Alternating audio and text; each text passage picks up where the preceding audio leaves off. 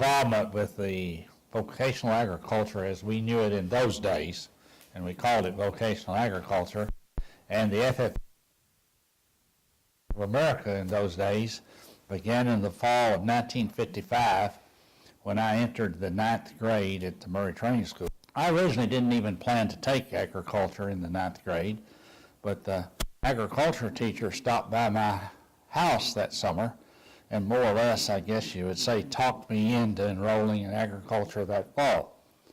And so when I followed up with that, it was probably had more of an impact on my life and my career than anything had ever happened to me before or since, to be very frank about it.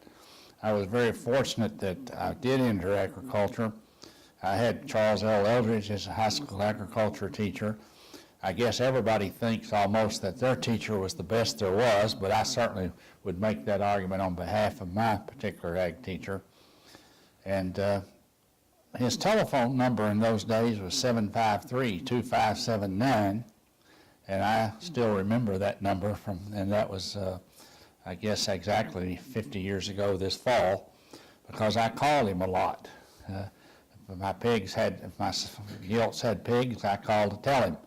I think I probably called him a lot more than he needed to be called or wanted to be called, but as I think back about some of those experiences in those days, he got pretty skillful and diplomatically at making the conversation fairly short. It didn't last too long sometimes when I called him. But that fall, I was initiated in the fall of 1955 as a green hand, and we had our green hand initiation at night, which was probably fairly rare in those days. It may even still be a little bit rare. And the parents were invited, at least the dads. I guess it was more like a father and son operation in those days. Moms were pretty well left out, and of course there weren't any girls in the agricultural program either.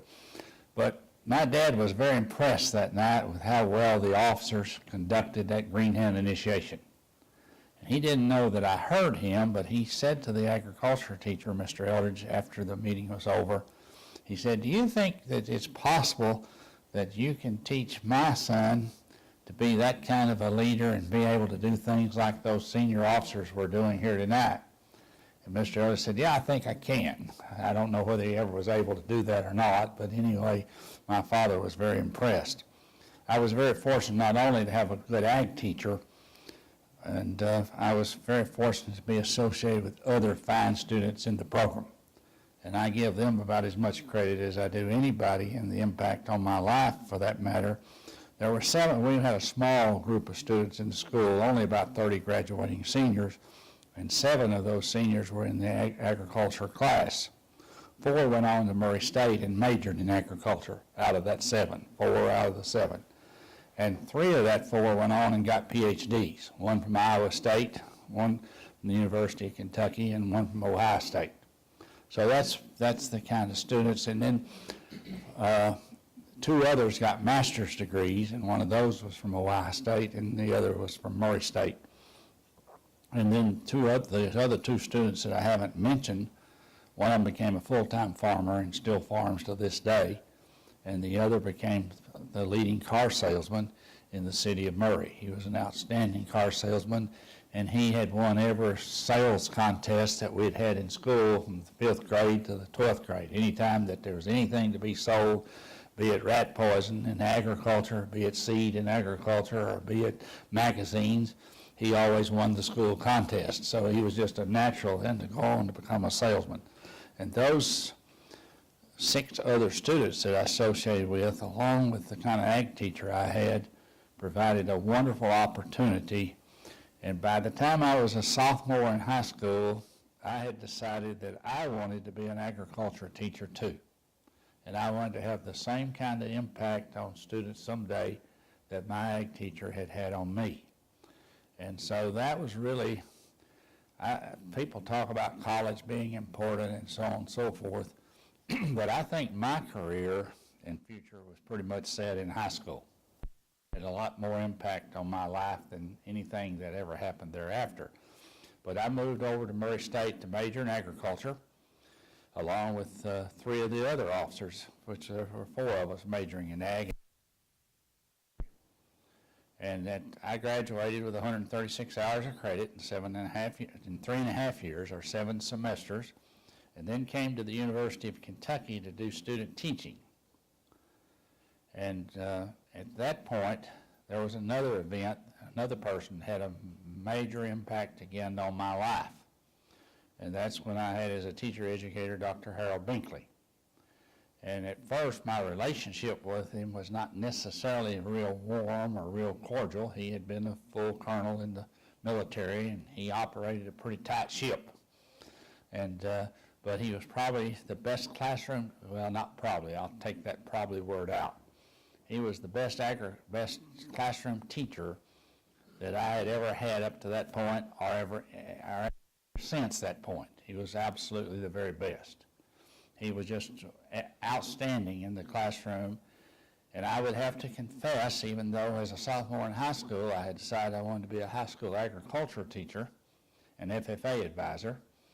When I hooked up with him, by the time the semester was over, I had come to the conclusion that within 5 years, I'd like to be back at the university.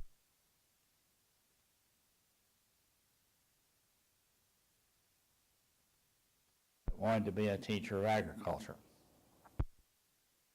because of how good he was at teaching. There were so many things in agriculture that at break time we would talk the students in the class a little bit and say, well, we've added 10 more minutes to the day that we need to work. Up to 15 hours a week. But you know, I found when I got down, I started then teaching at Lowe's High School in Graves County. Wonderful place to be a first-year ag teacher. I was teaching in a little $2,000 Quonset hut that the school board had paid $1,000 for the year before I got there, and the community had raised $1,000 out of their own pockets, and they bought the building in the Air Force Base. I guess it's Fort Wright, I can't remember the name, Wright Air Force Base in Dayton, Ohio, and brought it down to Lowe's in Graves County, and they had it 1 year when I got there. Wonderful community with a lot of very fine students, a lot of fine adult farmers, a great place to teach agriculture, and I taught there 2 years. At the end of the first 2 years of teaching, I had about, I think, 5 job offers, 2 of them to be graduate assistants at the University of Kentucky, 1 of them in the Kentucky Department of Agriculture, 1 in the Jackson Purchase PCA, and the other one, which would have probably been more money than I ever thought about making or ever did make, was Geigy Chemical Company, which was a fledgling young chemical company at that time, which is now, I think, CB Geigy, one of the biggest chemical companies in the world.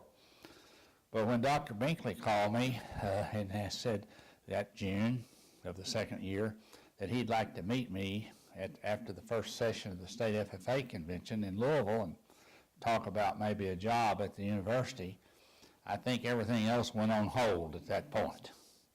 And so after the first session, I met him in the lobby. We went to the Blue Boar cafeteria, and he bought my lunch. That was the recruitment enticement to get me to come to the University of Kentucky. And he offered me a position at the university and be working with student teachers. And that's exactly what I had said 2 years prior that I'd like to be able to do in 5 years. So then I came to the University of Kentucky, and I now had Dr. Binkley as a mentor, somewhat as a second father in my life.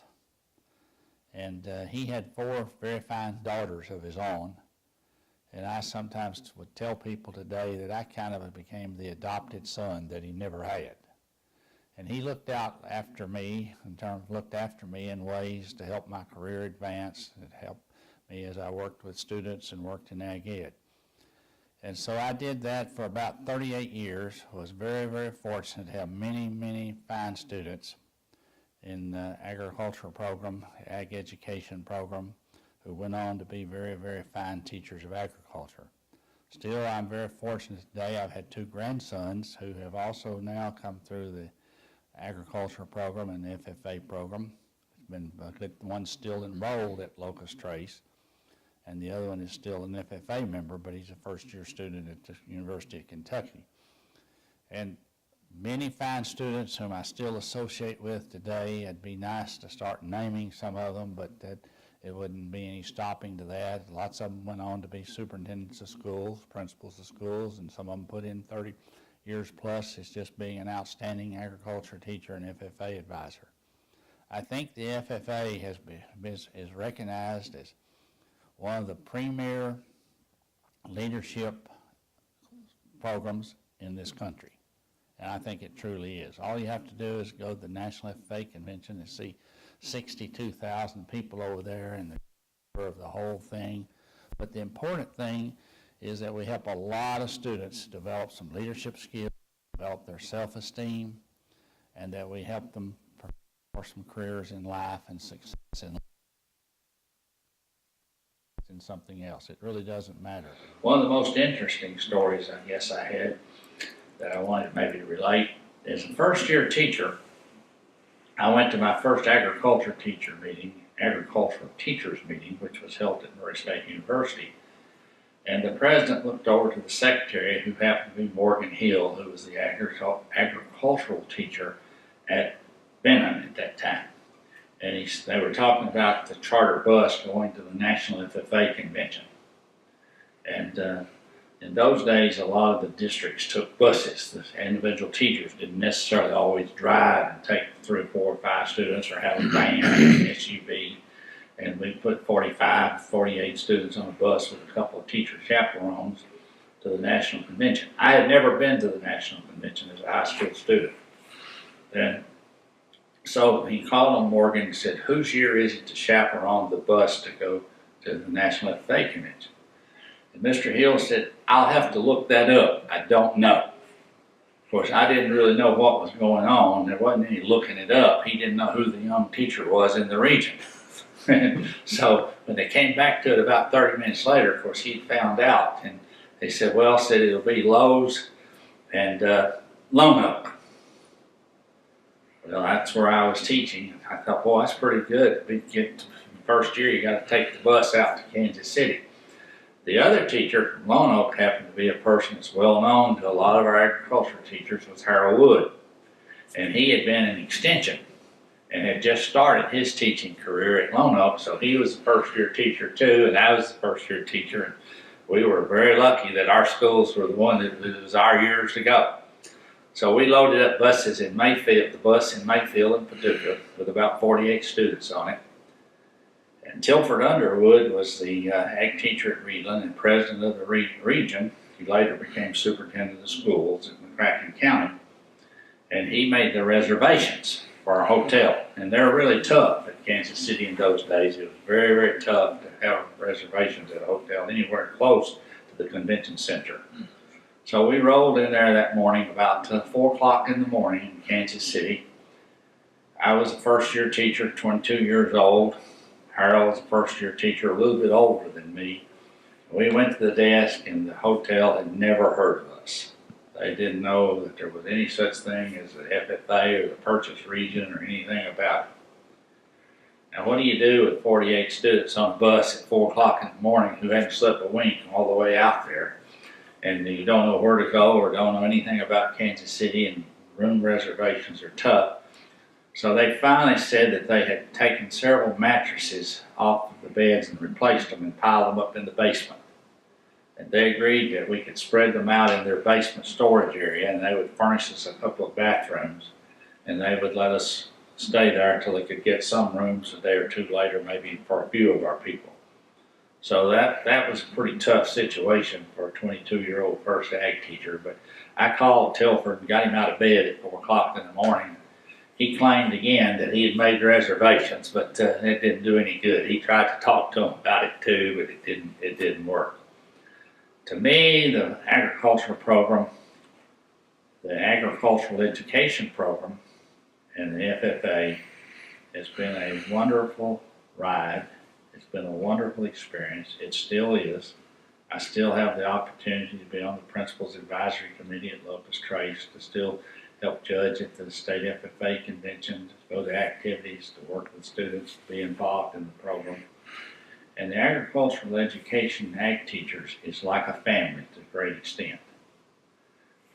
Frankfurt under Mr. Matt Colliff. If somebody dies that's in the profession, if they taught 35 years ago, their name still comes over on the screen, and their address, and their wife if they're still living, or their spouse.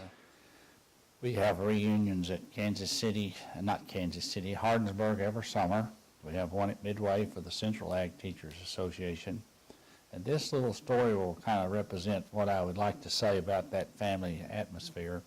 Charlie Wade, who is a retired teacher several years ago, and Jimmy Judge also from several years ago, they come every year, and we had about 25 teachers plus some spouses this summer. And he said that, and we have officers, president and secretary, and so on and so forth. He said that they have the Central Kentucky Teachers Retirement Function, and he said they can't get anybody to be president, they can't get anybody to be treasurer, they can't get anybody to be secretary, and he said we have 5 or 6 some years come. Now that's of all teachers, retired teachers in the Central Kentucky area. Get 6 or 7 to come, and in the ag teachers we have 25 plus spouses this summer, and that's pretty normal, pretty typical. I think it's indicative a little bit of the kind of relationship that develops between the teachers and the program. I have no regrets that I didn't take a job with the Jackson Purchase PCA in 1965 or go with Geigy Chemical Company. I made the right choice to be in the FFA and the Vocational Agricultural Education program. And my advice even today to young people who like agriculture, who like things about agriculture, and who like working with young people, that they ought to very much give consideration to getting trained and educated to be a teacher of agriculture. Because in that particular position, it's a wonderful opportunity to be involved in the field of agriculture and to help and work with young people, and I don't think you could probably do anything that'd be any more rewarding than doing that. Carson Hammonds started teaching ag in 1918 in Bremen, Kentucky, and went to UK in 1923, I think. Was that the first formal teacher training program, or do you know? Well, as far as I know it was. Of course, when I came through student teaching in 1963, Dr. Hammonds was still at the University of Kentucky, and he was somewhat of a legend, I guess. And he taught our class for 2 weeks on the ed psych aspect of teaching and that sort of thing. And then when I came back 2 years later in the summer of 1965, he had just retired, and Dr. Binkley had become chairman of the department. I know that somewhere in his career he started at Bremen, as you said, and then somewhere I think he also was at Wingo in Graves County for a year or two. Now, what about Dr. Binkley's background? Well, Dr. Binkley, of course, was from Fulton, as far west as you could almost go. In fact, I went with him on a trip or two to Fulton where he visited some older aunts of his, and his brother was Wendell, and they both came to the University of Kentucky and majored in agriculture. I guess that was pretty unusual for somebody almost at that point in their lives, to come from Fulton all the way to Lexington to go to school. And they both worked at UK, worked their way through school pretty much, I think, and working on the UK farms and that sort of thing. And then Dr. Binkley, when he first got out of school, what I do know about him is that he was a sheep buyer for one of the big sheep operations that existed in Central Kentucky at that time. Then he was a county agent, and I know particularly at Spencer County, he was ag agent there. And then he taught agriculture at Lafayette High School, and then came from Lafayette High School to the University of Kentucky. Talk about some of the other great ag teachers, the old timers. I know Charlie Neal and of course Mr. Patrick and Harlan Veal. Talk about any of those guys you want to. Well, of course, that some of them I probably didn't know as well because maybe they had retired after I kind of got in the field shortly, but Harlan Veal was one of the outstanding, in my opinion, in his best days at motivating students. He just was tremendous at motivating. I think he could take a group of students almost, and at Jessamine County when he taught there, they'd have him on the big football games the coach would always on the big games to come in and be the motivation person before the game started. He'd get called in if they were playing their best rival, to psych them up a little. Mr. Veal was the kind of person that I think could tell a bunch of students to get down on their stance and hit the block wall and hit it hard, and if they'd hit it right, they could knock a hole in it. And I think they halfway believed whatever he told them. There was something about him.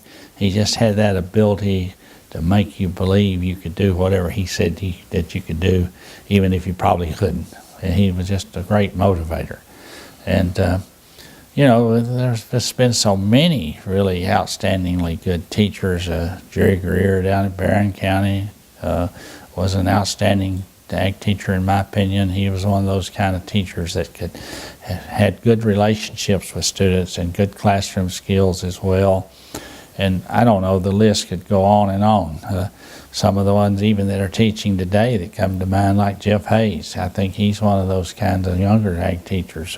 But there's just been a lot of good teachers everywhere, and that have had really a major impact on a lot of their students' success in life. What about H. Allen Middleton? I know you've got some H. Allen Middleton stories. Well, he was the kind of Mr. FFA of Kentucky for many years. When I taught in the Purchase region, Mr. Middleton taught at Livingston Central. And I guess one of his very outstanding students was Mr. Workman, who managed the state fairgrounds for years. He was a student in high school when I was teaching in the region.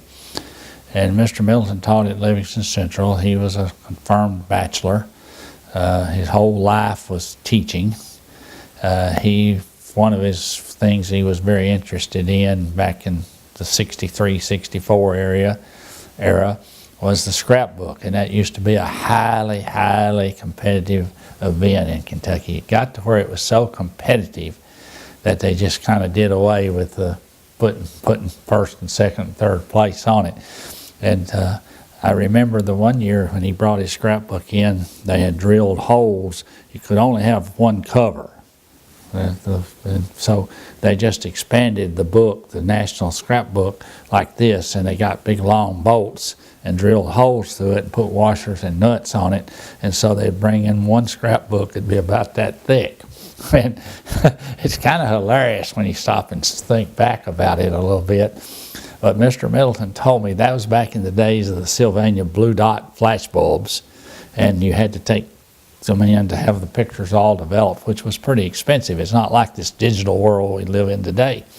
And Mr. Middleton told me that year his school won the state scrapbook, but he told me that he spent over $2,000 on flash bulbs, developing pictures and so on in 1964. And I was only making $5,000 as an ag teacher.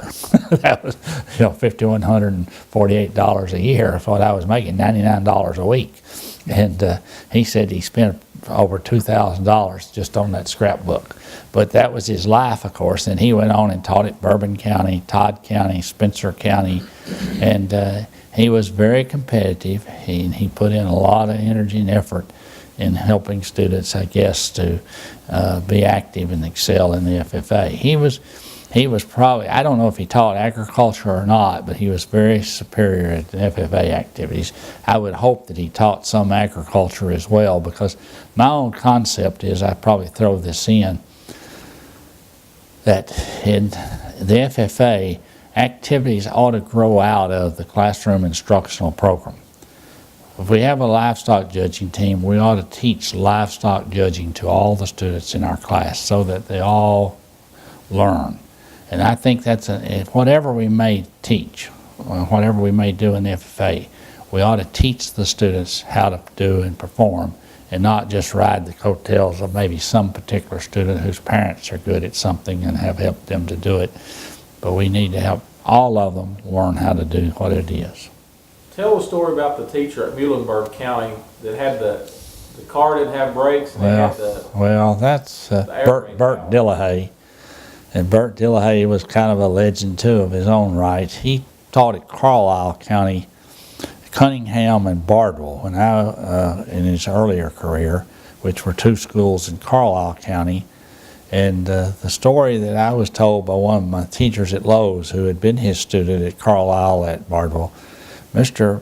Dillahey had several children. I do not know the exact number, but a pretty good little number of children. And he had an older car. I guess it was hard on an ag teacher's salary and with that many kids to have anything that's too new and too modern, and that he didn't have good brakes on it.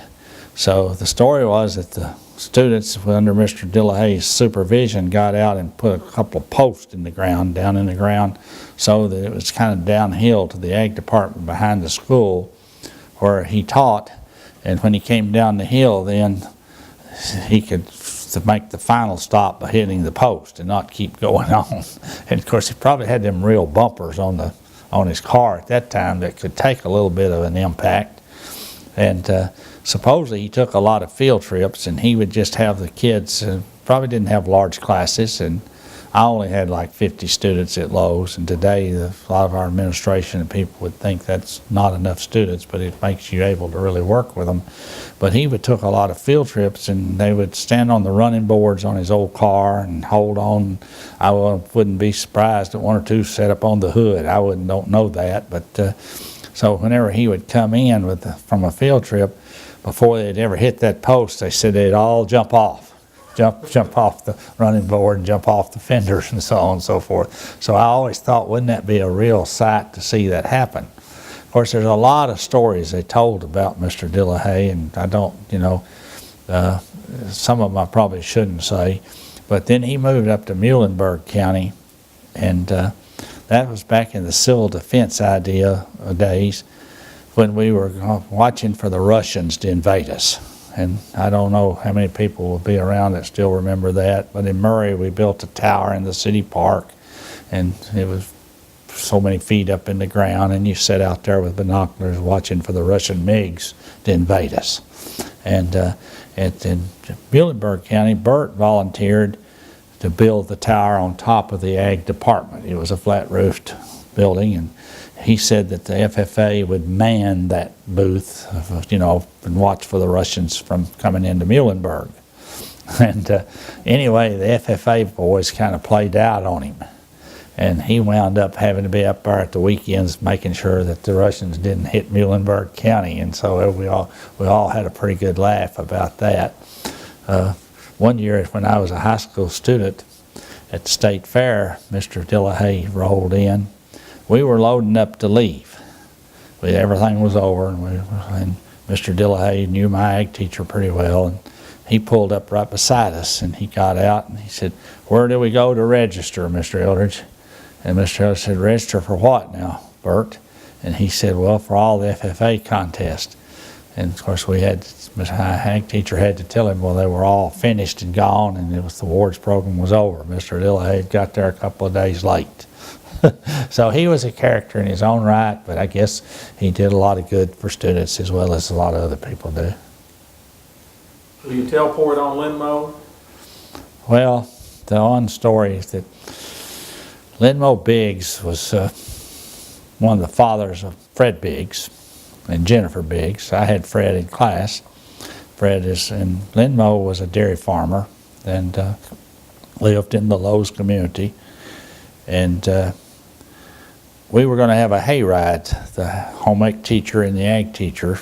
We were having a joint cookout and then going to go on a hayride after the cookout was over. And so Linmo brought his tractor and 2 wagons. And we loaded up the students on the wagons after we had the cookout. And we took this route to, I guess it would be called the scenic route of Lowe's, Kentucky, I guess at that time. And when we got to Kansas, which was the longest stretch there was almost in the community, it's where all the guys kind of checked, they drag raced in the bottom of that thing. And so when we were going down the hill into the flat part, a lot of the kids started hollering to Mr. Biggs, Linmo Biggs. That's a heck of a name, I think, Linmo. Pour it on it, Linmo. And he gunned it on up, and the back wagon started to fishtail at that point. And some of the students that were more in love were sitting on the back of the back wagon. and some of them weren't holding on to the wagon very good. They might have been holding on to each other a little bit. I don't know. I, of course, was on the front of the front wagon as the teacher, along with the home ec teacher. And when that wagon started fishtailing, it threw about 8 of the kids off the wagon onto the blacktop road. And the road was actually blacktopped at that time. And somebody went to hollering that some of them were off, and we got the wagon stopped. And 2 kids were really hurt. I mean, it was pretty obvious that they were hurt. So we flagged down a car that happened to come along, and I got in with the 2 kids and the people that stopped. And we went to Mayfield to the hospital, and one of them had a broken nose and broken ribs, and another one had a broken leg. Of course, when we got the mother of the kid that had the broken leg to the hospital that he went to, and she said, that boy, she said, he can mess up more than any boy I've ever seen in my life. And she said he fell out of an apple tree that summer and broke an arm. So I thought, well, we're in pretty good shape with her. She's blaming her kid. And whenever the other went to the other hospital, there were 4 hospitals in Mayfield, believe it or not. It's kind of an incredible story.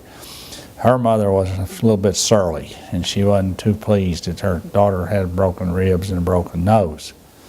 Well, I called Mr. Chumler, who was my principal, and told him what had happened, and he said, well, you and Linville will be at school in the morning at 7 o'clock, an hour before school starts. We'll try to sort this out. And he told us, he said, well, just don't say anything, don't admit anything. I said, well, with the boy, he's all to blame. It wasn't his fault. I mean, it wasn't our fault. It was his fault, according to his mother. I don't know about the girl.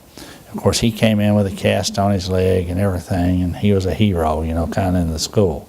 The girl didn't come back to school for 2 or 3 days, and we held our breaths of what might happen, but nothing really ever did happen out of it. But that pouring on Linmo wasn't a good idea. Talk about Miles Meredith and that story. Well, Miles Meredith, one day somebody knocked on my door, and I went to the door, and there was this older gentleman, kind of like I am now. And he was a little bit heavy and had on a pair of suspenders and gray hair and not too much of that. And he told me who he was. He said, I'm Miles Meredith. And he said, I wanted to talk to you about your FFA banquet. And I said, okay. And he said, well, what I'd like to do is I'd like to come and barbecue chickens for you for your FFA banquet. And he wanted to know, he said, what are you thinking about having? Well, if somebody came to your house and said they wanted to fix something for you to eat and you didn't know them, I think you might be a little suspicious, a little bit reluctant to jump right in on that. We were thinking about having chicken because that's what we had had in my high school, but I didn't want to admit that to him. And I said, well, I don't know for sure what we're going to have. I said, the boys hadn't decided yet. And he said, well, if you're going to have chicken, he said, I'd really like to fix them for you. And he gave me a card. Said that he worked with Drawn's Business College in Paducah. And he left. So I said something to my principal about him stopping by wanting to fix my chickens. I said, you know him? He said, oh, yeah. He said he used to be superintendent of schools in McCracken County, which was probably the best school system in that end of the state. And he said he also really does chickens really well. Well, the boys are starting to think about it. He might be all right now, even though I hadn't talked to him about it yet.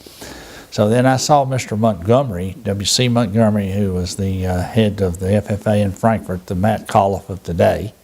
And I said something to him about Miles Meredith, and he said, oh, he does the best barbecue chickens you've ever eaten. He said he used to be an ag teacher at Monroe County down in Tompkinsville. Well, he's getting more and more votes out of the boys all along, you know. And then I saw my high school ag teacher, and I mentioned something to him about it. He's the best barbecue chicken man in the state of Kentucky. So I thought, well, I believe we better check him out. So I called him and I said, what kind of deal do you do on these chickens? And he said, from the card he'd left with me, he said, well, what I'd like to do is I'd like you to get me plenty of help to help me do the barbecuing. And he said, I'd like to buy the chickens at the Paducah Wholesale Poultry Place. And he said, you just will have to pay me back what I pay for them.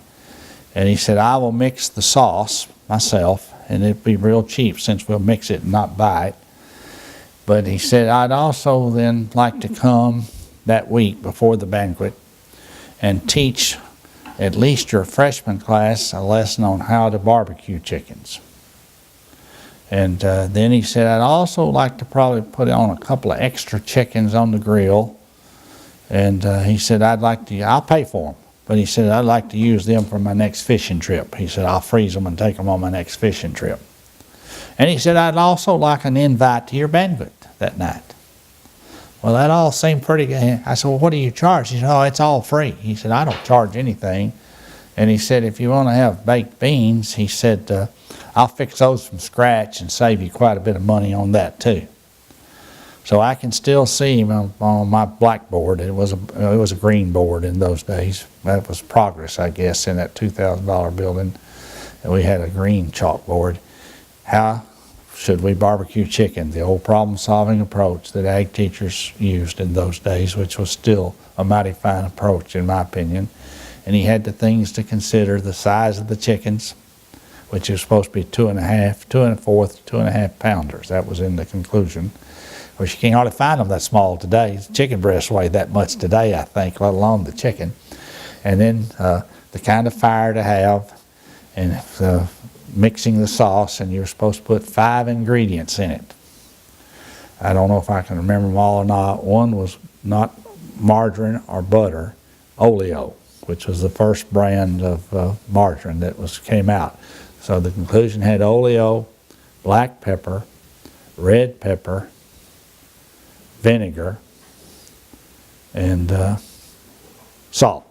I could still do all 5. I'm surprised I could. Anyway, he did that. And he wanted about 12 students to help him barbecue. And we had our banquet on Saturday night. That way we had access to the whole school and everything. And I'd still probably be a Saturday night person today, but not many places are going to probably do it that way.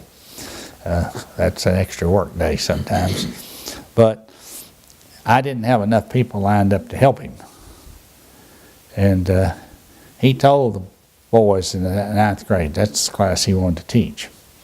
He said, I need to understand I need a little more help. Of course, he'd revved them up and motivated them by teaching this lesson. He had chickens there and cut them, and he showed them how you lay them on the grill and how you do the fire and everything in his lesson. Good teacher, really good job.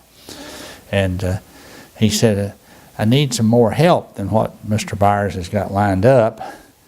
And he said, but everybody can't do this. I still remember how he knew how to teach. He said, it takes a pretty good young man to help me Saturday afternoon, because we got to do a lot of sampling on this chicken to make sure it's just right. And then he said, and you also got to eat your half of one that night at the banquet. Now, how many of you think you could do that? Well, you know what, they all thought they could do that. And he said, I need about 4 more helpers. And he said, how many of you would like to do that? He called on one boy. He said, I would, but I don't have any way to get there. He said, where do you live? So he wound up picking around, agreed to pick up 2 or 3 himself to bring them in with him. So I can still see him when he came in that Saturday about, probably about 11, 12 o'clock. And he had those kids with him. He had racks and lard cans and tin cans and boxes of chicken and everything on his truck. And then the one thing that I didn't see, but I found out he had later, was a director's chair. He unfolded that director's chair, and I would have to confess to you that I never went back out there to see the chickens being barbecued the 2 years that I was there, and he did it both years. He came back the 2nd year. Boys didn't even have to vote that year. They already decided it was all right. And they told me that he directed from that director's chair. He told them what to do and how to do and what not to do. And they said that he pulled his pants down and showed them his shrapnel wound, World War I, that he'd almost single-handedly won World War I in a battle or two. I think, and he loved it, and he stayed for the banquet. And you know, it's in it a neat story though, that somebody knocks on your door that you don't know and never heard of, and will do all that for you. And I say to people, you know, a lot of teachers today, there's so many people out there that'll help you if you ask them, and every once in a while, some of them will help you, and you don't even have to ask. There's just a lot of resources in every community that's available to us. And he came back the second year. Talk about convincing Junior Henderson's parents to let him go to national convention. Well, I had about 14 sophomores in my class, and that's the class I taught livestock judging to. And I'm a big believer that you teach the students something in a class, and that's who's on your team. You don't redshirt kids and none of them had any experience in livestock judging. None of them had showed any livestock particularly at all. And Junior was kind of the odd person of the class in a sense. Junior wore big-legged Washington, D.C. pants when most of the boys were really in with it, had Levi's, and they had them pegged. You had to put your socks on almost first before you put your pants on. And nobody would have thought about him making the livestock judging team after we had some instruction, but lo and behold, he did. He was right on the 4-member team. And Junior kind of had an attitude about a lot of things that he was afraid he'd get hurt. When we were going to go back to shop to weld a little bit to start just as sophomores' introduction to welding, he really wasn't sure about going back there. He thought he might get hurt. So he made the livestock judging team, which meant he's going to go to Louisville to judge State Fair. And somebody knocked on my door, and it was Mrs. Henderson. I had not met Mrs. Henderson at that point, and this was the first year I taught. And she told me, she said, I'm Junior's mother, and she said he's come home with this idea that he's on the livestock judging team and he's going to go to Louisville. But his father is really against it. His dad doesn't think he probably ought to go because he's just too concerned that he could go to Louisville and going up there and back and all, he could get hurt. I kind of understood now why Junior was always paranoid a little bit. But anyway, she said, Junior wants to go. Now, why did he want to go? He'd earned the right to go. We don't let people take away much from us that we've earned. We'll almost fight somebody if we've earned something before we give it to them. And she said, I was wondering if you'd come out and talk to Mr. Henderson about Junior going to Louisville. And I said, yeah, I will. So I went to his house, and we sat in under a tree in a swing. I found out later, I didn't know it at the time, but I found out later, Mr. Henderson was 77 years old that day. That might have had something to do with him being concerned about Junior getting hurt, and Junior was an only child. Anyway, after I talked, Junior got to go. I don't know what I said or didn't say, but Junior went to Louisville. We won the state livestock judging contest, and I can still see Junior when he found out that we had won. He was flying across there to tell me that we had won. We had a reunion that Matt Colliff and Jeff Hayes and Chris Shaw kind of pulled off down at Lowe's about 2 or 3 summers ago with all those students. And of course, Junior came, along with several other of my former students, and Junior still had his medallion that he got for being a gold emblem livestock judge at the National FFA Convention in Kansas City. He had it in his pocket and got it out and showed it to me, kind of like maybe I didn't even know he'd ever had that. But anyway, that meant now that Junior was going to go to Kansas City to judge. I didn't even have to go talk to Mr. Henderson. I believe Junior was going to go if he'd had to leave home. He'd earned that right to be somebody. Junior had been that successful at most other things in school, and here he found the sun on his back on a cold winter day. Felt real good. He liked it. And that's why he brought that in his pocket to show us I don't know, 40-something years later. Mention some of your students at Lowe's and their success they've had. Well, I don't know about a lot in a way, but Gary Wallace was probably the smartest student even that I've ever had, including being at UK. He was elected president to serve the year I left, and he was secretary the second year I was there. He was from Melbourne, Kentucky, a little bitty wide spot in the road, and he went on to be vice president for Eastman Kodak. But he took 105 semester hours of chemistry. And that just blows my mind that anybody could take 105 semester hours of chemistry. He got a PhD from Duke University in biochem. And he had majored in it as an undergraduate and graduate. But also I would tell you, when I had him, he needed some leadership development. He was very quiet, very reserved. First week I was on the job, my principal said, "You've got a very brilliant student that you're going to have in ag class, but his personality skills, he needs to come out of his shell some and be a little more." And whenever he would call him in class, his neck would get real red almost, just turn red on his neck. I don't know if you've seen people like that or not, but he developed slowly and gradually and surely, and was just a super achievement. Some of the other students went on to become teachers of agriculture. Some of them went on to be instructors of welding at the West Kentucky Vocational School. David Meeks, Dwayne Sanderson went on to be a teacher. Kenny Oliver was one of my students, first president of the first year I taught.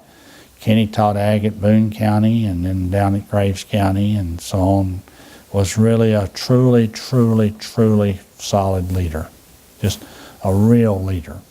And so a lot of them did a lot of different things. Talk about when you got hired, going out with Baby and Bill Cherry. Well, I met Bill Cherry, who was a district supervisor at Mule Covington's restaurant on the Court Square at Mayfield. And we went down to the superintendent's office and picked up James B. Baby DeWeese, who was the superintendent of schools. And they put me in the back seat. And they both, Mr. Cherry Drow and Mr. DeWeese, sat in the passenger side. All the way out to the school, they talked politics. At that time, Ned Breathitt was running for governor. Bill Cherry lived in Hopkinsville, was neighbors to Ned Breathitt. Of course, he was working hard to get Ned Breathitt elected as governor. Baby DeWeese was a Ned Breathitt man too, and he ran Graves County pretty much. The school superintendent controlled Graves County for the most part, politically at least. And they talked about how the campaign was going, and Mr. Cherry asked him what he thought about, I think Henry Ward was Ned Breathitt's opponent, if I remember right. And Mr. DeWeese said, you know, he was running both campaigns, which was really, how does this work? And he said, but we're not doing too much on Mr. Ward's behalf. He said, we're just kind of doing enough to kind of make it look all right. I thought, isn't that a heck of a note? You're controlling both sides of the thing, but you're for the one and doing the most for the other one. So we got out to the Lowe's school, and the principal was Mr. W.W. Chumler, William Wesley and Chumler, and they introduced me, and they stepped outside to continue their political talks. And Mr. Chumler asked me a question or two, and then we walked out and joined them, and they said, we got back in the car and we came back to the superintendent's office. Mr. DeWeese didn't ever ask me anything till we got back to the superintendent's office. We got out of the car, we didn't go back in, and he said, if you want the job, he said, go on in the office there and get an application and fill it out. And you can mail it back in. He said, if you don't want it, he said, don't bother. And he never asked me any questions. His principal asked me a couple of questions. I guess it was all decided in advance to start with. And so that was that's kind of how I got hired. And my wife was going to be doing student teaching at Russellville under Martha Raymer. And here I was going to be in Graves County, and Edna Earl Skinner at Wingo was also a supervising teacher in home ec. And Mr. Chalres said, we need to get that changed. We need to get her assignment changed to Wingo rather than Russellville. So we went to the Court Square, back again on the Court Square, to a pay phone on the corner. And we went back to the telephone on the Court Square, and he called the head of the home ec department at Murray and said, we need to talk to Geraldine Ellis, who was also on the staff there, and said, we need to get his wife's assignment changed from Russellville to Wingo. And Geraldine said, well, I don't know that she will be willing, I believe her name was Miss Simpson. Don't believe she'll be willing to make that change. And Bill Chalres said, well, we're here to pay phone. Here's the number, Geraldine. You check with her and call us back and tell us. But you also tell Miss Simpson if she doesn't agree to do that, that I'll be calling Dr. Woods, who was the president of Murray State. About 5 minutes later, the phone rang, and he picked it up there at the payphone. She said, it's all right. She didn't like it, but it's done. Talk about after you got hired about dealing with Martha Dale on the paperwork. Well, first job, when I first got hired, I'd been working a few days, and the principal said, you need to go into the office and fill out paperwork to get paid. So I said, sure. I went down, and this was probably like the 12th of July or something like that. And Martha Dale DeWeese was James B. Baby DeWeese's wife, and she was the finance officer of the school system. I guess they don't allow that sort of stuff today, but she was then. And she said, when did you start? And I started filling out the paperwork with her helping me. And I said, well, it was probably about the 6th day of July, but Dr. Binkley said that since we were at UK taking a curriculum course for our job here, that we would get paid the first day of the month starting. She looked at me and she said, and so she called for James, her husband, Baby. She said, baby, come on out here a minute. So here come Baby out. I'm just a young guy, and he had a reputation that was all over the state. And she said, this boy says that somebody up at the university said he could start getting paid the first day of July, even though he didn't start till the 6th.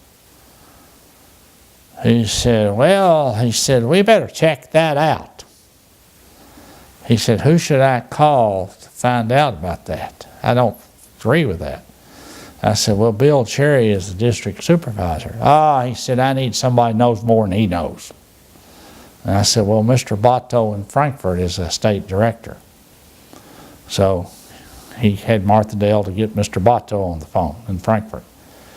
And he presented the facts to him, and of course Mr. Botto responded just like you would expect. He said, well, really it's all up to you, Mr. DeWeese. You're the superintendent of the schools down there.